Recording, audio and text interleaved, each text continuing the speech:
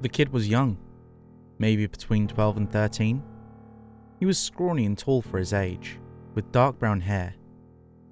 His clothes were kind of tattered, with holes torn in it, and dirt ground into it in large ugly stains. I didn't understand them. I couldn't understand. He was a kid. What was I supposed to do? The kid was crying. I put my hand over his shoulder to comfort him, wondering how dirty my chair was getting. As long as he was crying, he was the center of his world, and he didn't need anything from me but comfort. He relied on me. He was vulnerable. But he was a kid. He didn't understand either. Innocence leaves us, and we stop trusting. We learn to hate people. We learn to hate everything and everyone. But kids are innocent. And innocence is beautiful. He leaned forward and put his face in his hands. I looked at the back of my chair. It had dirt on it from where he'd been leaning for the back support. I'd have to clean that out. The little bugger didn't understand that, but it was okay. He was just a kid after all. His crying slowly grew quieter, and I became uncomfortable.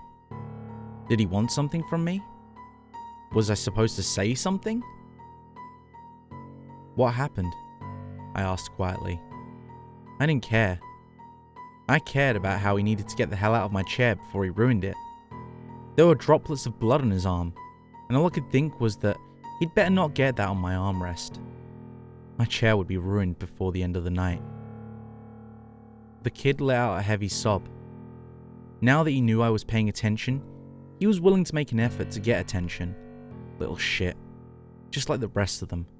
A copy, a phony, a faker. You know all our body cells die and get replaced? All of them. This little shit wasn't using the same body he was born with. You know that?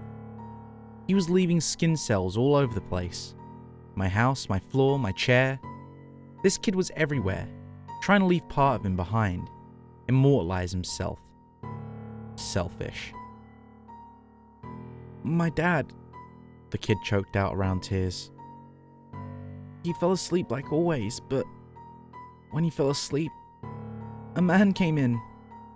The kid sobbed again, a sickening choking sound. He came through the front door, and we never lock it. We've never had to. The man killed Dad, and he came at me. He cut me, and he hit me, and he told me he was gonna... He stopped and just started to cry again. I wondered if the man followed the boy. I didn't want another person here leaving themselves all over the place. I'm not cruel, don't make that mistake. I just observe. I'm not sick. I just watch and I think. I won't be persecuted for that. Kid, how did you get here? I asked. I lived several miles from anyone. I didn't like to be around people when I could avoid it. I ran, he exclaimed. The man looked away from me, so I pushed him and ran. It took an hour before I found you. The kid sat back against the chair. He sat his arm on the rest. He smeared his dirt and blood on my things. The little fuck. He didn't deserve his innocence. He didn't deserve his beauty. If he did, he wouldn't have fucking ruined my chair. He was just like the other kid. He didn't deserve the kindness I'd shown him. Did he realize I could have left him out there? It was just a fake. A copy. Get out of my chair, I snapped. You're getting it dirty. The kid looked up and tears welled in his eyes. But, mister, he stammered. Selfish shit. Sure, you can cry when someone's watching, when you're the center of the universe. This kid was a monster. He wasn't beautiful. He didn't deserve to be called a child. No, he was just like the others. I grabbed him by the arm and yanked him out of the chair. You listen to me, you little shit, I shouted.